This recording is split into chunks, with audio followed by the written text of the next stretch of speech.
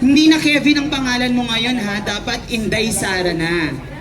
So tinag niyo po ako as Inday Sara ng Quezon City.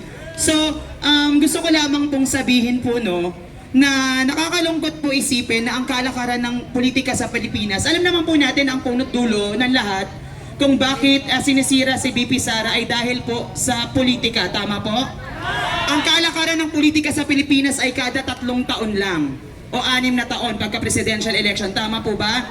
Kada 3 taon lang nila tayo bibigyan ng ayuda. Kada 3 taon lang nila tayo kakamayan. Kada 3 taon lang nila tayo ibebeso-beso o bibigyan ng AX at ng tupad. Pero pagkatapos ng 3 taon, kilala pa ba nila tayo? Diba? Bibigyan pa ba nila tayo ng ayuda? Hindi na, kasi nakuha na nila yung boto natin. Tama po ba? Tama po, di ba? Yes, at syempre po, no, alam nyo po, nakakatulong din po ako sa pamamagitan po ng pagbibigay ng guarantee letter through Office of the Vice President. Actually po, meron po akong kakilala sa loob ng Office of the Vice President. Ito po ay malapit po kay VP Sara Duterte. At wala po kaming hinihinging bayad at ako po tumutulong po ako hindi lamang po sa mga taga Quezon City, kung hindi po sa buong NCR po. Kung sino po yung mga nangangailangan ng tulong, yun po yung binibigyan natin ng tulong. Tama po? Diba?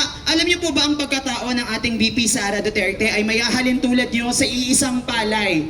At yung mga congressman na kumakalaban sa kanya ay mayahalin tulad natin sa iisang mais. Paano ko po nasabi yun? Sino po dito ang nakakita ng palay? Taas po ang kamay. Diba ang palay, kahit ito ay hitik sa bunga, ito ay nakayuko sa lupa. Tama po? Ganun po ang pagkatao ng ating VP Sara Duterte. Kahit siya po ay hitik sa bunga, siya po ay patuloy na nakayuko sa lupa at nagbibigay ng tamang serbisyo sa bawat isa. Tama po? At yung mga bumabatikos po sa kanya, yung mga naninira po sa kanya ay parang isang mais na kung saan kahit hitik sila sa bunga, sila ay nakatingala sa langit at nagpapakataas. Tama po ba? Kaya bilang isang matalinong botante ng bansang Pilipinas, wag po sana tayong maging kalabaw na may butas ang ilong at nakatali ang katawan at hihilain kung saan patungo. Tama po ba? Dapat sa susunod po, bumoto po tayo ng totoong presidente sa 2028, yung totoong makakatulong po sa atin. Dapat po Duterte. Kukwento ko lamang po, no, nung taong 2016, ano po ako, pro-Pinoy po kami. Yung family ko, pro-Liberal Party. Ang binoto po namin, Rojas tsaka Robredo. Sa kapatid ko po, iisa lamang po ang bumoto sa Duterte. Aaminin ko po no, na yung kuya ko po ay naging addict, naging biktima ng droga.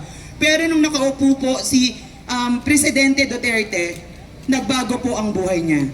Nung nagkaroon ng pandemic, sino po ba ang Pangulo ng buong bansa na nagbigay ng social amelioration program para magbigay ng benepisyo sa mga naapektuhan ng pandemya? Duterte lamang po. Tama po? Diba? Palakpakan naman po natin ang ating Presidente Duterte. Doon po nagbago yung aking pananaw. Kaya po ito pong 2022 national elections po, ang binoto ko naman po, women empowerment. Ang presidente ko po si Leni, pero ang vice president ko po si Sara Duterte. Die hard po ako. Die hard supporters po ako ni VP Sara Duterte. Alam niyo po ba no, kung hindi po sila ganid sa posisyon, hindi nila gagamitin yung tupad, ipopront nila ang AX para magpapirma sa People Initiative para magkaroon tayo ng charter change. Tama po ba? May pumirma po ba sa inyo? O dapat wag po tayong pipirma ha, para at least matapos po ang kanilang termino. Tama po ba yon? Alam niyo po no, na ang bayan ay may cancer na panglipunan na kailangang ibilad sa templo ng sambayan ng Pilipino. Diba tama po yan? Mga ganid po kasi yung mga nasa posisyon po ngayon. Ngayon ginigipit po nila si Vice President Sara Duterte. Bakit? Kasi siya po yung matinding kalaban sa 2028. At naniniwala ako na siya ang susunod na presidente ng Republika ng Pilipinas. Naniniwala din po ba kayo doon? Di ba po? Si BP Sara ang susunod na presidente ng Republika ng Pilipinas. Sana po hindi lamang po tayo nag-iingay ngayon dito sa harap ng Veterans Memorial Medical Center po, no? Sana hanggang dulo, hanggang sa 2028, mag-iingay po tayo. Isisigaw po natin ang apelidong Duterte. Kailangan sabay-sabay po nating palayain at pahabain ang pakpak ng agila para makarating po sa bayan ng Pilipinas at maisalba po ang mga Pilipino. Tama po? Kaya po, di ba lagi ko pong sinasabi, no, na isang beses lamang kada 3 taon, nagkakaroon ng pantay na karapatan ng mayaman at ang mahirap. At ang karapatang iyon ay manggagaling sa isang kapirasong papel na tinatawag po nating balota. Tama po? At pag dumating po sana yung pantay na karapatan na yon, wag nating sayangin yung pagkakataon upang mamili ng totoong kandidato na dapat nating tulungan at suportahan.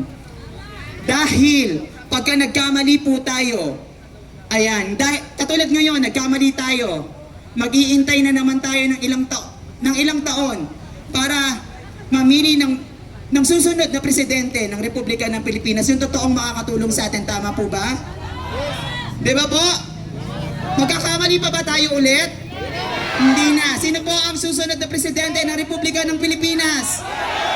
Ayan, maraming salamat po. Ayan, sa pagbibigay po ng oportunidad na makapagsalita po sa inyong lahat. Actually, kahapon po gusto ko pa pong pumunta dito kasi lang niligaw po ako nung nagtatanong ako sa live kung saan po yung venue. Ang sabi po sa akin sa Batasan daw po, kaya galing pa ako ng Batasan. Tapos nung nakita kong may live po ngayon, dali-dali po akong pumunta kahit may meeting pa po ako sa mga boss ko. Actually po, ang boss ko po si Congressman Bong Sunday, kaibigan po ng mga Duterte. Kaya nandito po ako ngayon nakikiisa at sumisigaw din po. Diba? Na dapat po tulungan po natin ang susunod na presidente ng Republika ng Pilipinas. Huwag po nating pababayaan Vice President Inday Sara Duterte. Palakpakan po natin. Ayan, maraming salamat po. Ayan. Ayan, magkahawig po ba kami? Swak na swak! Ayan po, maraming salamat po, sir. Maraming salamat po. Ayan.